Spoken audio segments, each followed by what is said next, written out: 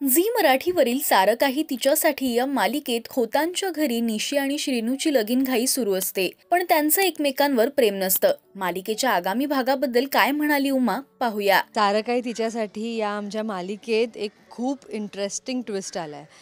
खोतांच्या कुटुंबामध्ये खूप मोठं वादळ उठलंय. खरं तर प्रचंड आनंदाच्या क्षणी एक अशी व्यक्ती घरात येऊन ठेपते जी खूप अनपेक्षितपणे घरामध्ये एंट्री घेते. तुम्ही मालिकेत पाहिलंच असेल, प्रज्ञा जाधव म्हणजेच ज्या मेघना हे कॅरेक्टर करतायत आमच्या मालिकेत, नीरजची आई साखरपुड्याच्या दिवशी खोतांच्या घरी येते. आता या मागची गोष्ट तुम्हाला सगळ्यांनाच माहिती आहे, पण त्यामुळे घरात जे काही वादळ निर्माण झालं आहे ते तुम्ही आता या सीनमध्ये पाहिलं. आमच्या खोतांच्या वाडीत कोकणामध्ये दादा खोतांनी एक साधासा नियम केला आहे. तो म्हणजे कोकणातल्या लोकांनी आपली घरं, आपली जमिनी विकू नका.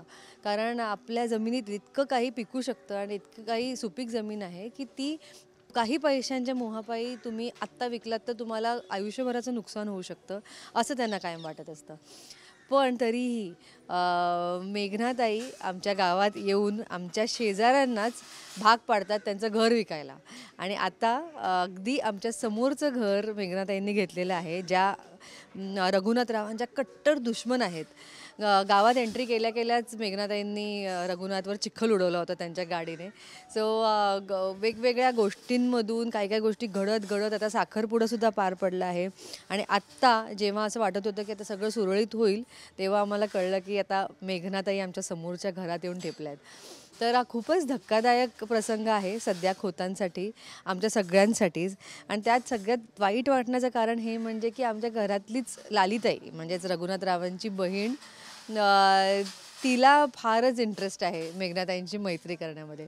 सो आत्ता जो सीन तुम्ही बघितला त्यामध्ये रघुनाथराव जरा चिडले होते, कारण लालिताईंना कळतच नाही आहे की ही जी व्यक्ती आत्ता थोडीशी आकर्षक आणि इंटरेस्टिंग वाटते, पण काहीच दिवसात ती जरा फूट पाडणार आहे. उमाला निशीचं खरं प्रेम नीरजवर आहे हे समजल्यानंतर उमा त्यांचं लग्न लावून देणार का हे पाहणं महत्त्वाचं ठरणार आहे. अशा वळणावर येऊन ठेपली आहे गोष्ट जिथे 4 सुंदर कॅरेक्टर्स एकमेकांच्या प्रेमात आहेत आणि सगळी लव्ह स्टोरी ट्विस्ट होऊन बसली आहे. कारण फक्त आणि फक्त आपल्या वडीलधाऱ्या माणसांच्या रिस्पेक्ट पोटी ही मुलं काही बोलत नाही आहेत आणि त्यांना घरी जुळवून दिलं आहे त्याप्रमाणे काही गोष्टी कराव्या लागत आहेत.